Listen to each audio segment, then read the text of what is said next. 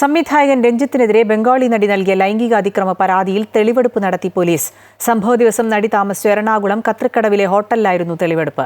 കേസിലെ പ്രധാന സാക്ഷിയായ ജോഷി ജോസഫിനെ ഹോട്ടലിൽ എത്തിച്ചായിരുന്നു നടപടിക്രമങ്ങൾ. സംഭവ ദിവസം നടി താമസിച്ച എറണാകുളം കത്രിക്കടവിലെ ഹോട്ടലിലായിരുന്നു തെളിവെടുപ്പ്. നടിയുടെ സുഹൃത്തും ഡോക്യുമെന്ററി സംവിധായകനുമായ കേസിലെ പ്രധാന സാക്ഷി ജോഷി ജോസഫിനെയും സ്ഥലത്തെത്തിച്ചു.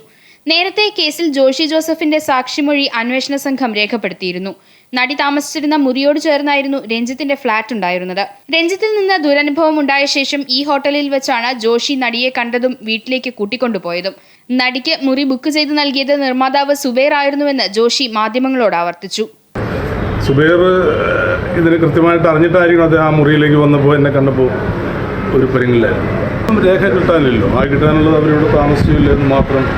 പഴയ രജിസ്റ്റർ നോക്കിയാൽ കിട്ടുന്നേ ഉള്ളൂ. 2009 രജിസ്റ്റർ നോക്കിയാൽ കിട്ടുന്നേ ഉള്ളൂ.